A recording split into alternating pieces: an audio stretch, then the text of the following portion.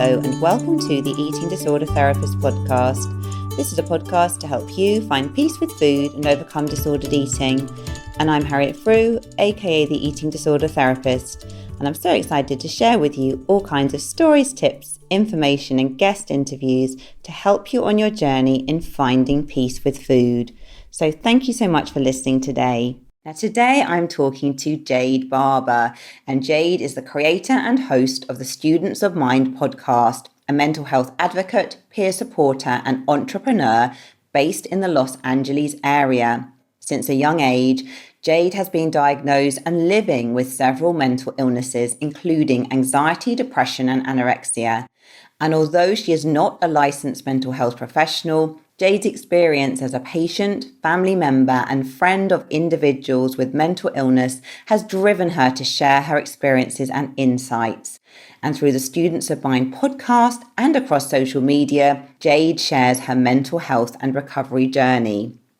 Jade's podcast was created in March of 2020, and on the show, Jade covers various mental health related topics through interviews with experts and healers, as well as survivors, people like herself who live every day with mental illness. And Students of Mind aims to normalise talking openly about mental health, removing the many barriers that exist to receiving mental health education and resources, reducing the stigma and taboos that exist around mental health and mental illness, and expressing that everyone has mental health that needs to be tended to, just as we tend to our physical health. So in today's episode, Jade is going to talk about her experience of eating disorder recovery as a Black woman, delving into her journey through the different treatment levels in her eating disorder healing journey. Jade is absolutely passionate about us all prioritising mental health as much, if not more, than our physical health. And she's going to explain how she personally does this with deep awareness and self-care practices. Jade is also going to dive into how she works on developing a more positive body image, something that is challenging for us all. So looking forward to this conversation. Let's get to it. Hi, Jade. Great to have you here today and welcome to the podcast. Hi, thank you for having me. I'm so excited to be here today. Oh, so Jade, you're on the other side of the world in Los Angeles. Yes. So what's it like in Los Angeles today? Today it is beautifully sunny, clear skies. It's been actually raining here a lot, which is kind of unusual, but today we have a break from the rain and it's nice and sunny and warm out. My dog actually, right before I hopped on, she wouldn't come inside because she wanted to just stay outside and sunbathe. It's one of those days today. Oh, lovely. And what kind of dog do you have? I have a Doberman Pit mix. She looks more like a Doberman. Super sweet. Oh, wow. No, that sounds like a really intriguing combination, actually. Yes. Yes, very energetic. Oh, okay. Well, I'm glad she's enjoying the sun. Yes, yes. So, Jade, could I firstly get you to introduce yourself to the listeners, please? Yeah, so I'm Jade. I am 24 years old. What I do two things right now. I have a podcast called Students of Mind where I talk about mental health.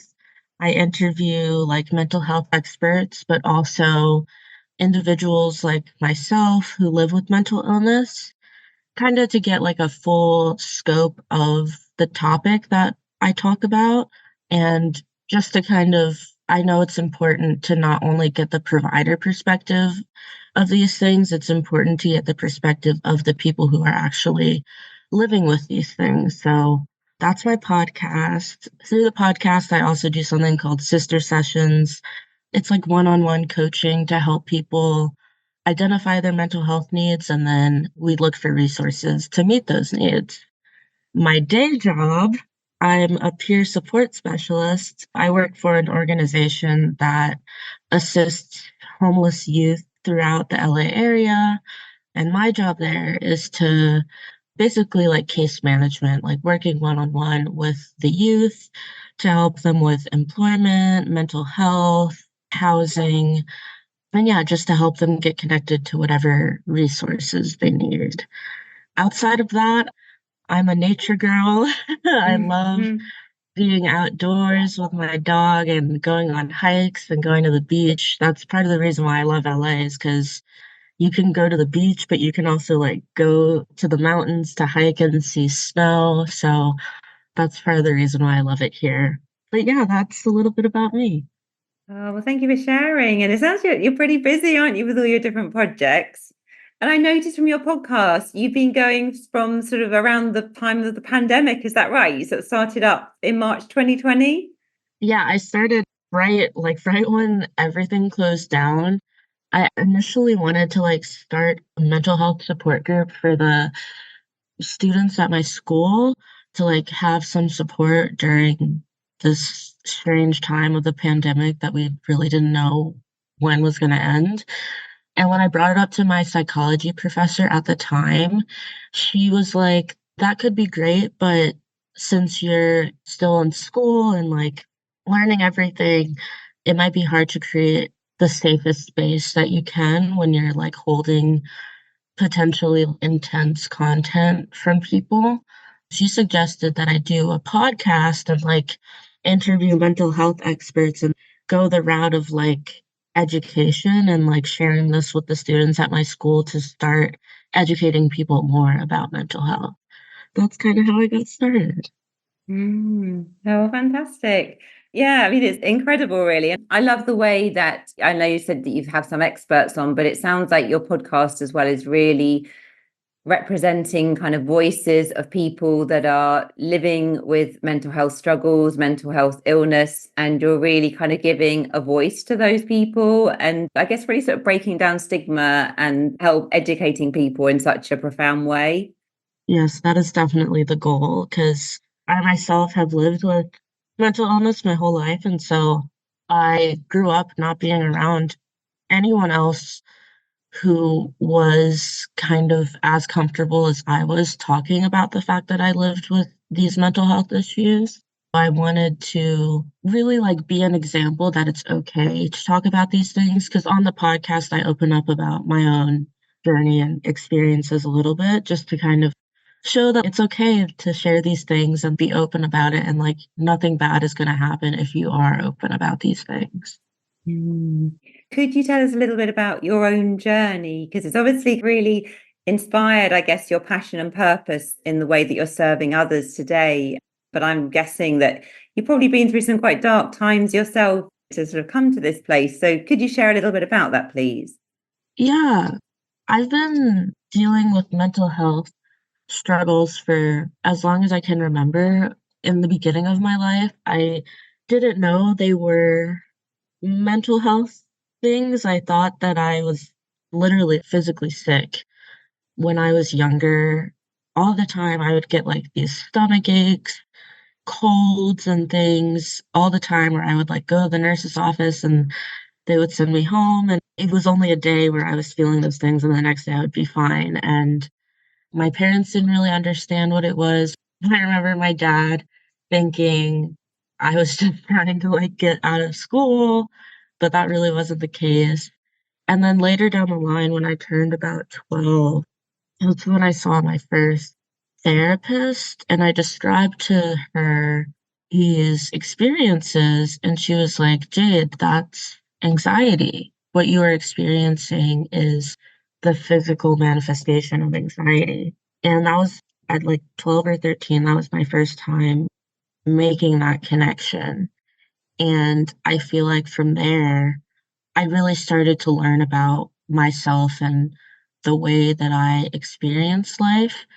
For me, it kind of like my main diagnoses are anxiety, a panic disorder, and depression. The most severe ones are the anxiety and the panic disorder, especially when I was younger. I would have panic attacks all the time, and I was a really shy, anxious kid.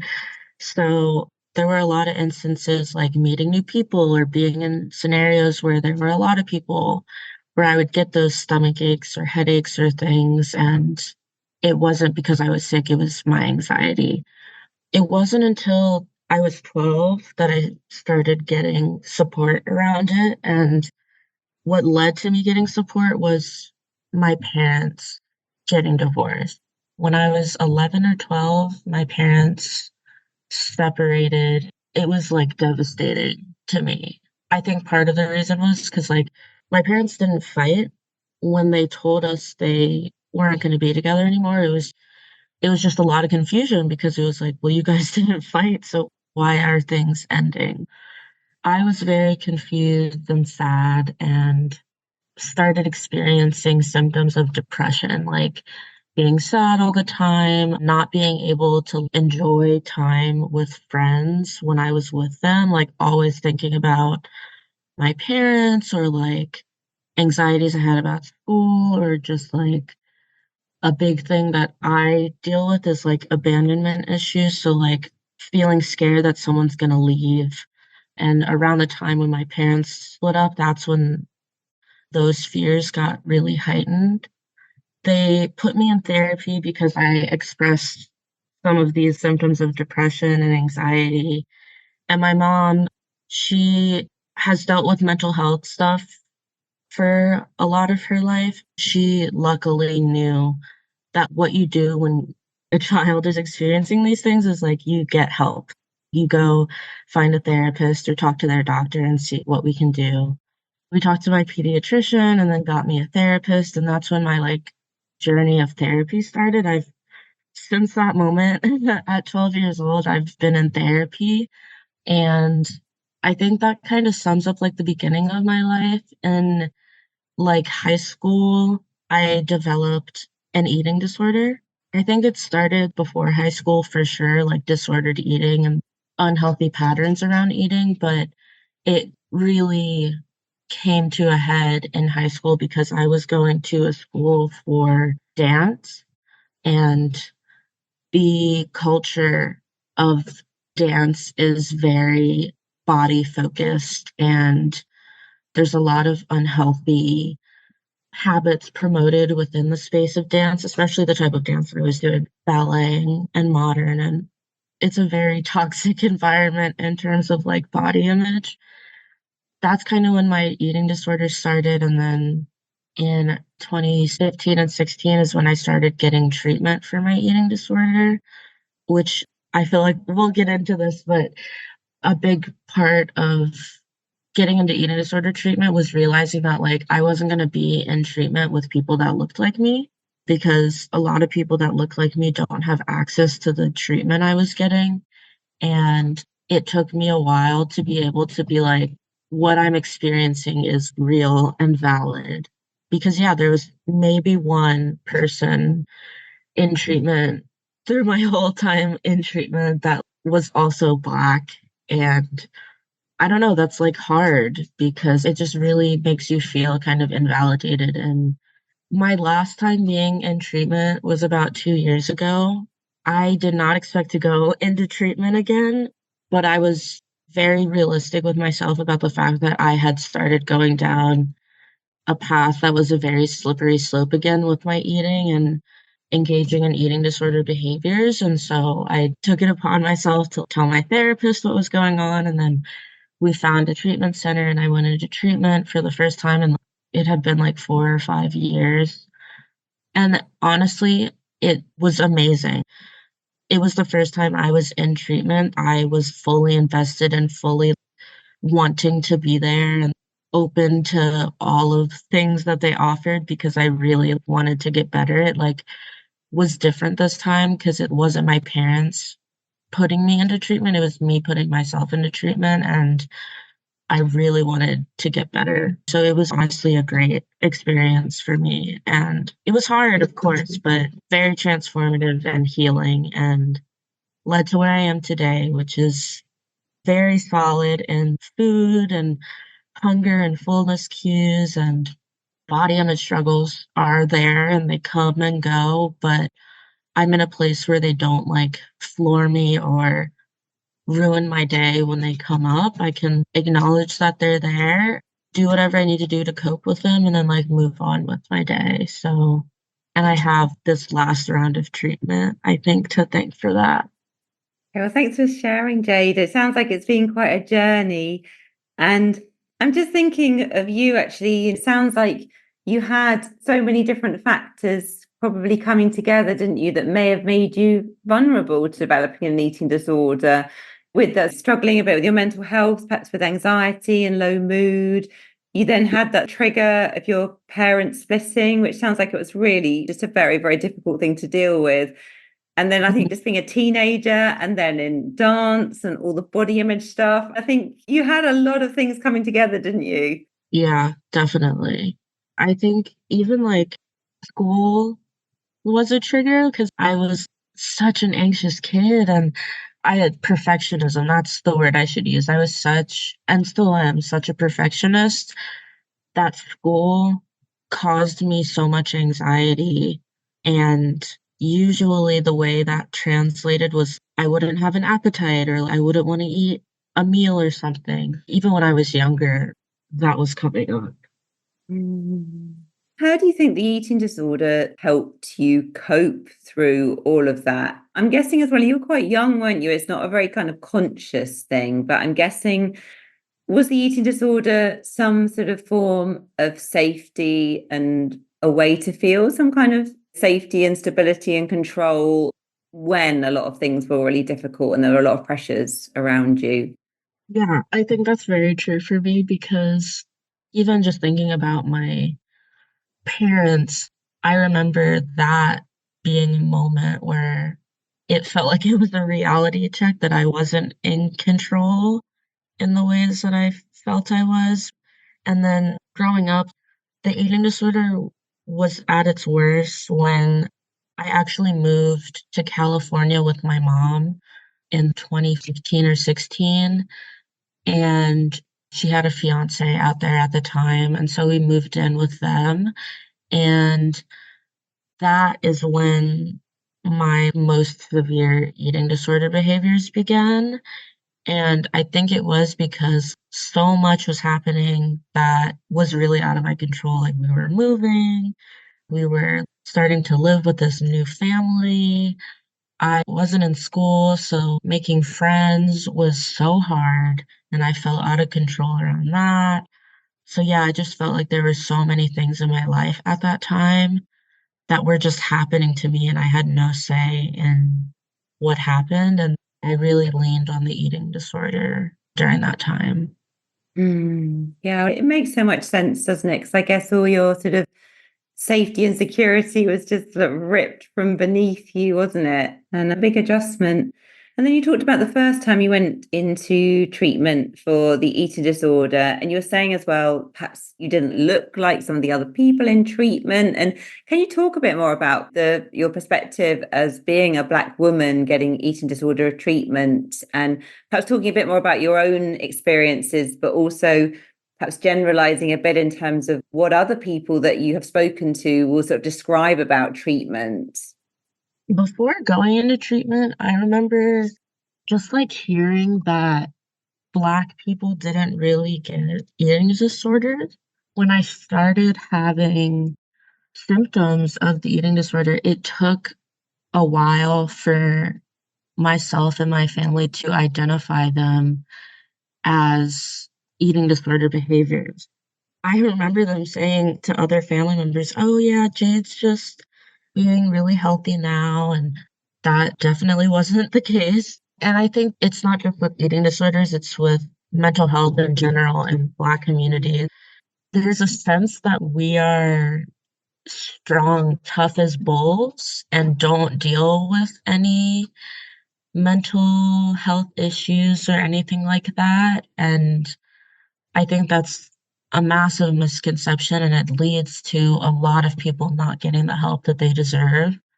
I was getting those messages prior to experiencing the eating disorder, and then when I did start experiencing the eating disorder, it caused a lot of denial. Like when my pediatrician at the time was telling me, like, Jade, this is a slippery slope. They're doing things that are really unhealthy for you, and like you need to change what you're doing.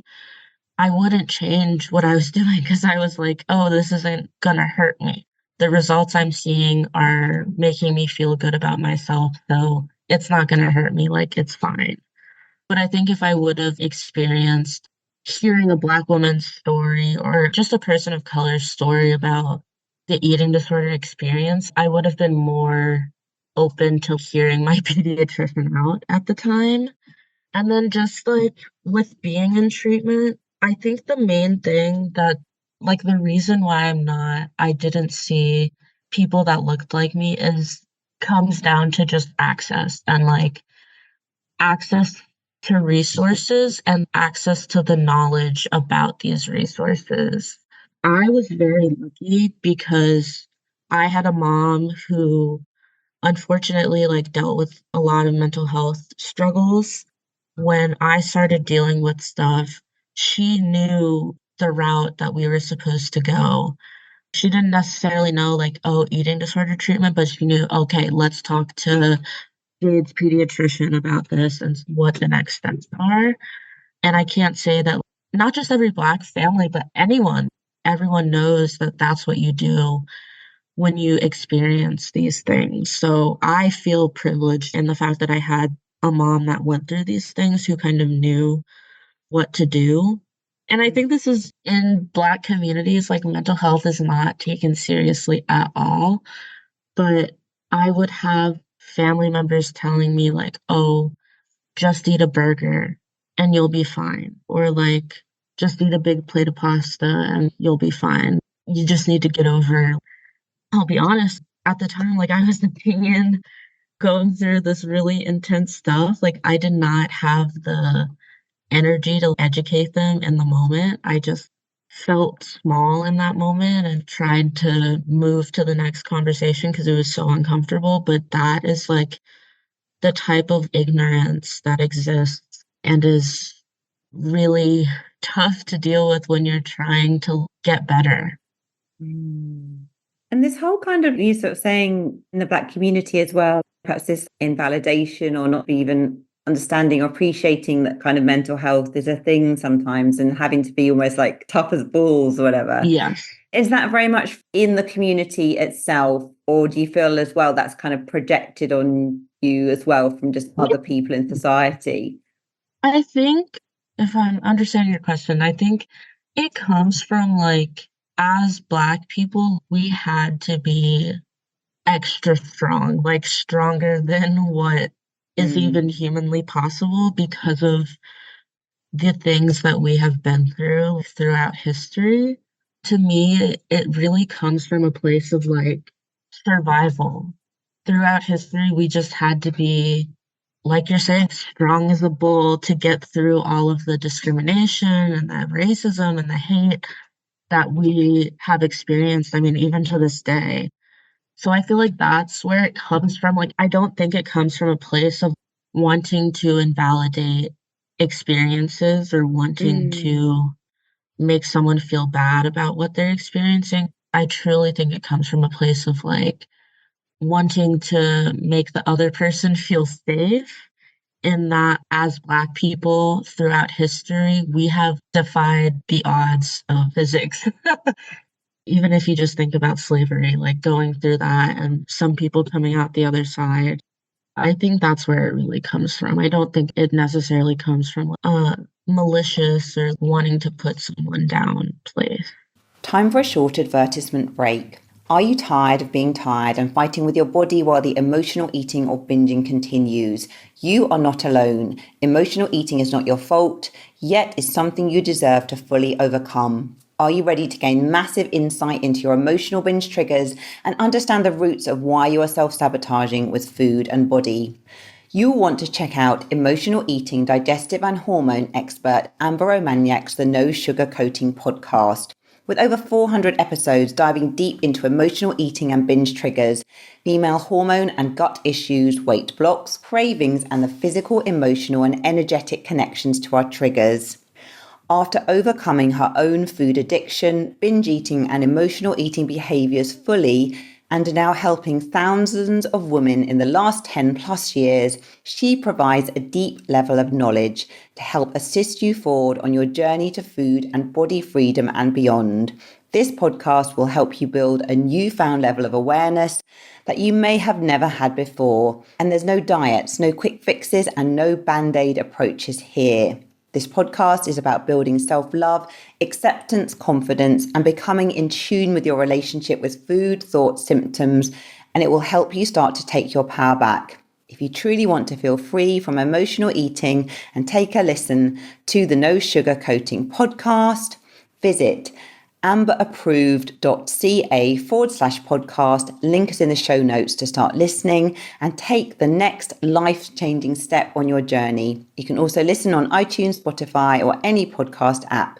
You're not alone and you can break free. You can also check out a wide variety of resources, a free emotional eating quiz, one-to-one coaching support, and more about body freedom at amberapproved.ca/.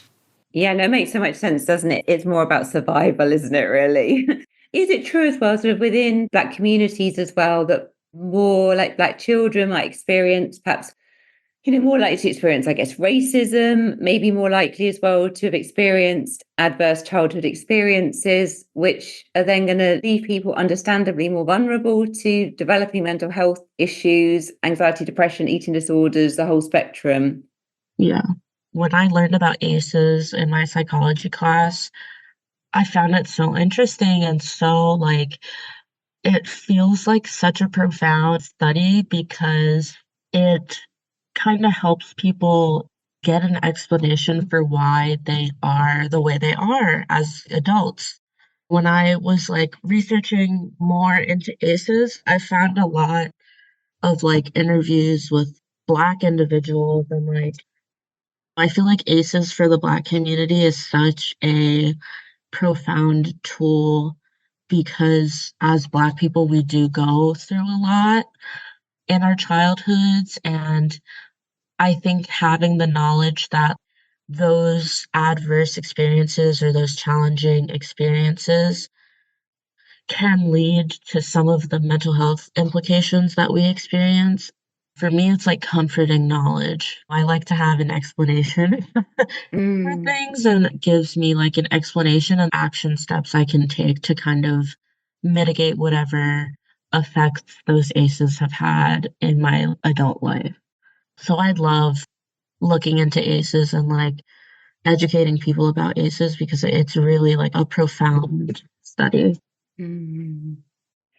So, Jade, it sounds like when you went to the sort of last treatment for the eating disorder, you said in a way that that was very different. You were feeling much more motivated. It sounds like that you weren't doing it for your parents. You were doing that round of treatment for you. It sounds like you're coming from a much more kind of empowered, taking responsibility, proactive place. Can you say a bit more about that experience? Yeah. Going into this round of treatment, I told my therapist that I was I was really struggling at the time and I was talking to my therapist about it and we kind of identified anxiety and depression things that had gotten more severe and didn't really talk about eating disorder stuff, but when I started the process of finding an intensive outpatient program, I was talking to my primary care physician on the phone, and she was asking me about food, and in my head, I was like, "That doesn't matter right now. I'm struggling with anxiety right now." But when she was asking me questions and I was responding, I was like, "Whoa, these are behaviors I was doing years ago, and I didn't even realize I was doing them again." That was a big wake-up call. That call ended in me finding treatment center that was an hour away from where I live.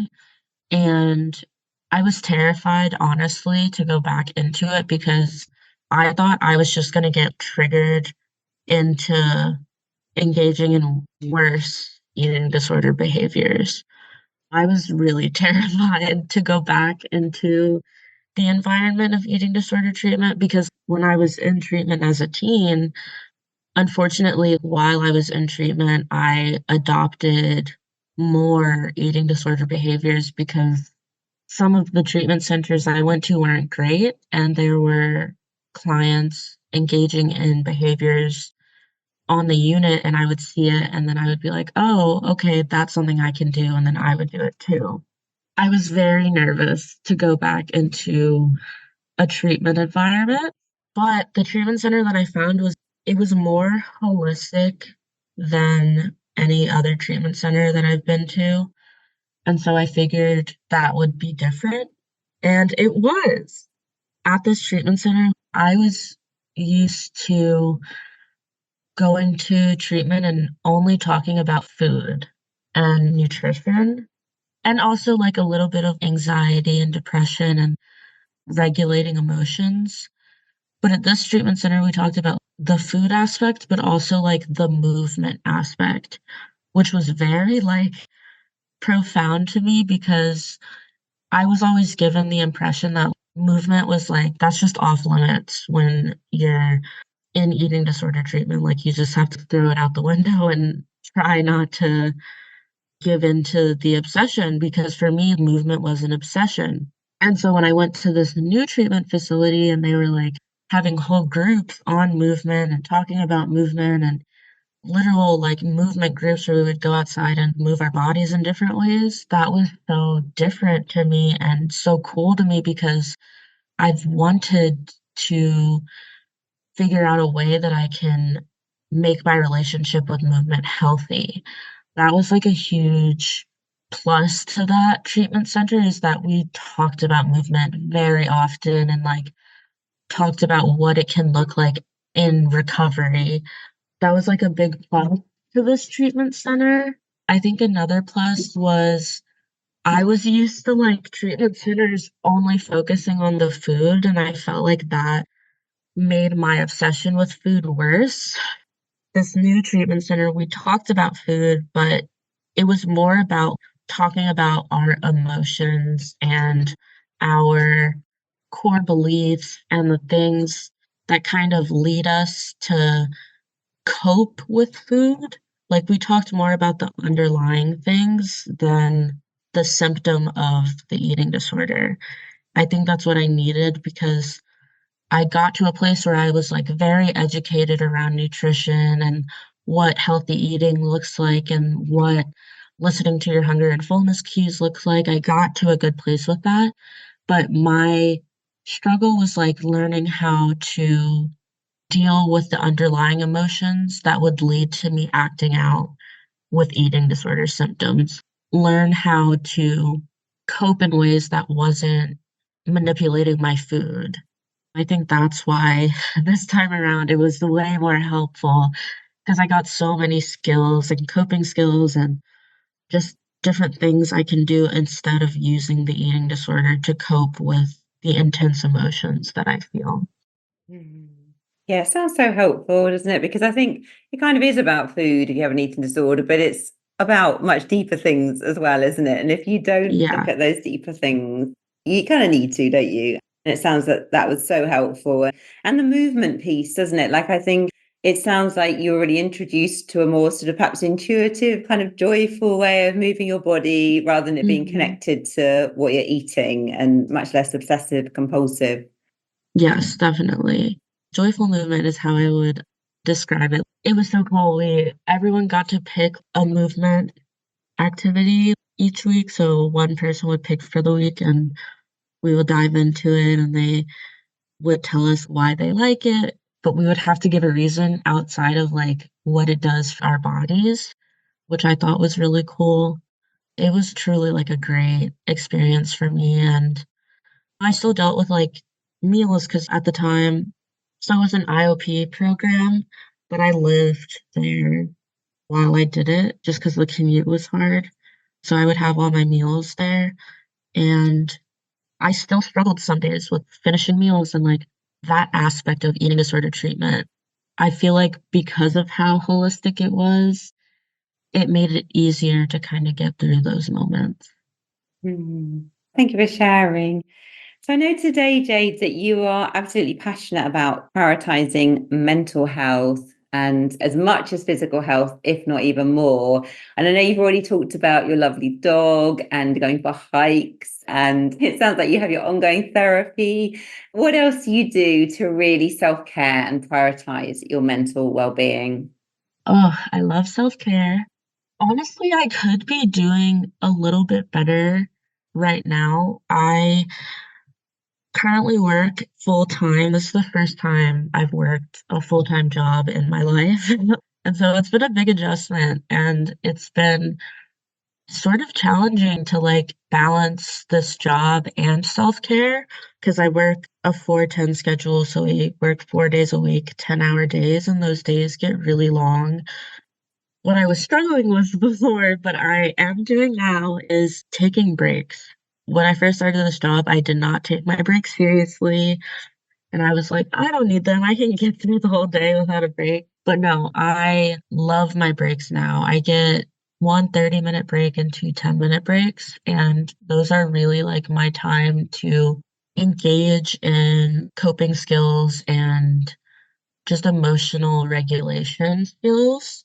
Because the work I do, it can get really intense and really charged. I mean, working with the homeless population um can lead to a lot of like vicarious trauma. It's super important to like take time to cope with whatever content that you were exposed to in the day. On my breaks, I of course have one break for I use two breaks for eating, and then one break I use for just either going for a walk or like sitting in my car and doing a meditation, just really trying to reset my nervous system. Like something I also sometimes do during that break is put my face in like cold water, splash cold water on my face. Something that I've been loving is vagus nerve stimulation. The vagus nerve is the nerve in your throat, and it really contributes to anxiety. And so stimulating it can have like a calming effect. And I will sometimes like go in my car and just hum, and that's a really good way to stimulate the vagus nerve. And after I like hum for a few minutes, I'll literally feel like a different person. Like I'll feel so relaxed and I had a reset. So breaks are like one of my main forms of self-care right now.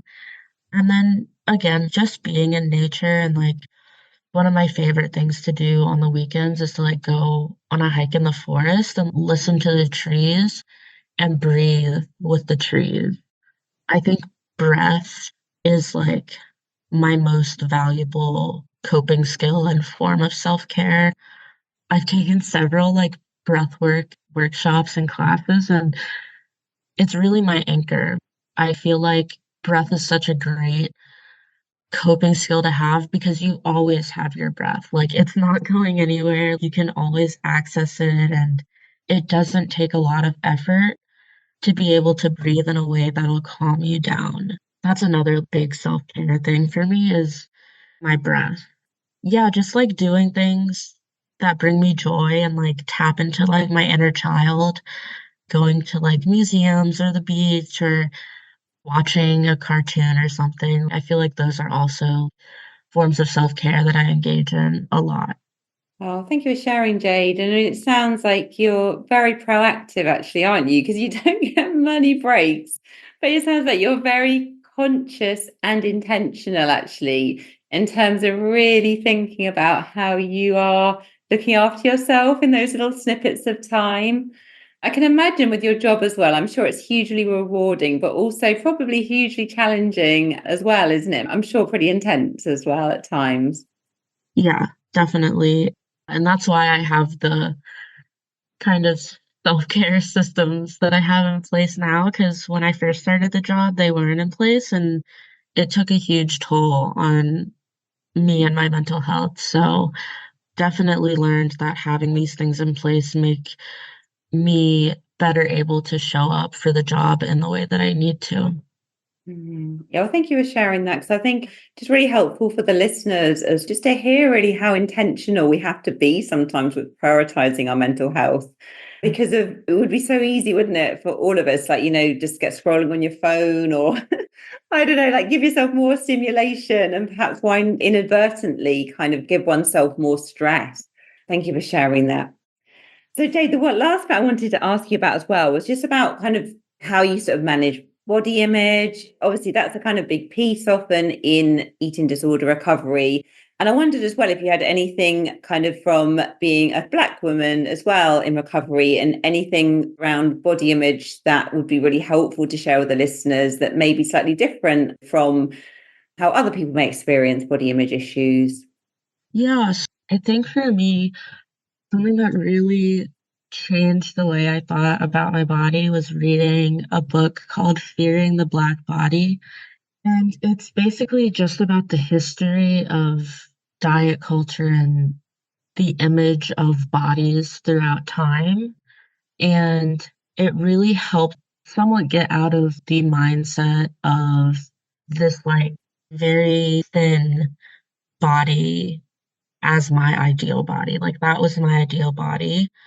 And to read the book and to see that throughout time, that ideal body has changed so much. And the image I had in my brain didn't really have any meaning, really. It's just that happened to be the body that was in during the time that I was struggling. And it really helped me reality check on the fact that your body is not an indicator of your health. And there are so many different factors that contribute to how your body looks. And part of that is race, like, or just kind of like heritage, like where you're from and your ethnicity and the body type that generally people in that ethnicity have. Like, there's so many different factors that contribute to the way that your body looks. Reading that book really helped me.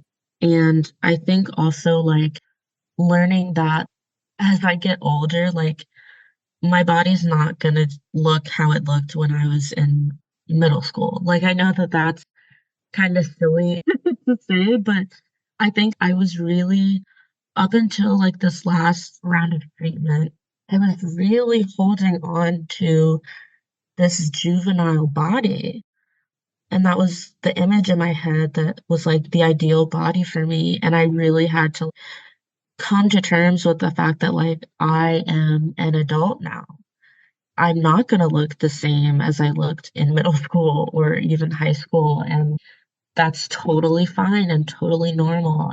So coming to kind of those realizations have really helped me feel better with body image, but I come up against challenges like almost every day. One of the challenges that I'm dealing with a lot right now is like people at work being on diets and like being very vocal about those diets. And they'll talk about why they're going to the gym and how much weight they're losing, what they're eating so they'll lose more weight. And that's really hard for me to hear. All I can do right now is like remove myself from those conversations because I don't feel comfortable to be like, hey, this isn't a safe conversation to be having right now. So that's a struggle. And then also, and I think this is very common in Black families. I have family members that'll like straight up just tell me, oh, your legs look fat, but they don't mean it in a negative way. Like, my great grandmother, she passed away 2016, but she would always like her thing when I would come into the house, she would be like, wow, your legs look so fat. And she wasn't saying it in a negative way. Like that was just her way of looking at me and like describing what she saw because I wasn't fat or I was very small figured at the time when they were saying these things. Of course, those comments at the time made me think, "Oh my God, like, am I fat?" Unfortunately, I felt like that was a bad thing at the time, but now I know they didn't mean anything negative about those comments. That was just their way of talking about how they liked how my body looked, which isn't okay, and I don't think should be normalized at all. But for me to kind of like be settled in those comments, I just had to tell myself, "Oh, it's like that generation says things like that and like they don't mean it in a negative way." So yeah, those are like those comments and the diet talk at work are like two ways now that I really have to be proactive in my own journey of healing my body image because they're two situations where I can't really control what other people are going to say. All I can control is how I'm going to react to it and what I'm going to do with what they said. Yeah, well, thanks for sharing that, Jade. And I think so many people relating and struggling with eating disorders, disordered eating, struggle with exactly what you've just been talking about. Because I think the culture we live in, Western culture, it's just so normalized, isn't it, to be talking about diets, weight loss, wellness, and Mm, people don't understand the connection with eating disorders or how damaging that can be. I sometimes think when we're kind of in the echo chamber of intuitive eating and body neutrality and all of this good stuff, it all seems so obvious. But I think still in mainstream culture, it isn't, is it? Not yet, but I think not yet, it yeah. will be. Oh, well, Jade, I think just so much fantastic information you've shared. Actually, I found this such an interesting conversation. I'm just wondering if people want to get in touch with you, find out more about the work you're doing, etc. Like, where are the best places to find you? Yeah, so you can find me on Instagram. I have two. So one is for my podcast, and it's just at Students of Mind. And then I have my personal Instagram where I kind of share mostly on like stories about my personal journey, and that's at Jade M. Barber, Jade spelled Jayde. And then if you're wanting like some mental health resources or to listen to the podcast, you can go to my website. It's just studentsofmind.com. All the episodes are on there. And then there's also like a resource page where you can like find some mental health resources. There's one body image blog post on there. So, like, if you are interested in finding some resources around body image, there's a whole resource page on that. And yeah, that's pretty much it. Okay, fantastic. Well, I shall make sure, Jade, that all of those links are in the show notes because I'm sure that a lot of people listening will want to get in touch with you. Thank you so much for that. Yeah, thank you. Thank you for having me and like opening this space. I love talking about my journey. I hope that it can help people and then it's healing for me too. Yeah, well, no, fantastic. I mean, I think you're incredibly inspiring, human, and you've obviously been through some really tough times, but you're really sort of channeling that in such a constructive direction and supporting and inspiring so many people. So, yeah, just wonderful to hear about the work you're doing. Thank you so much. So I hope you enjoyed this conversation just as much as I did. Do go and check out all of Jade's details in the show notes. If you're not following me already on Instagram, do seek me out, the eating disorder therapist _. And for further support with your relationship with food, do go to the eatingdisordertherapist.co.uk. If you enjoyed this podcast, I would be so grateful if you'd follow, rate and review, as it helps it reach so many more listeners. And if you're a professional listening, you may be interested in my online body image and eating disorder courses, which are a great introduction if you are working with these clients. Thank you so much for listening today, and I look forward to sharing another podcast episode with you very soon.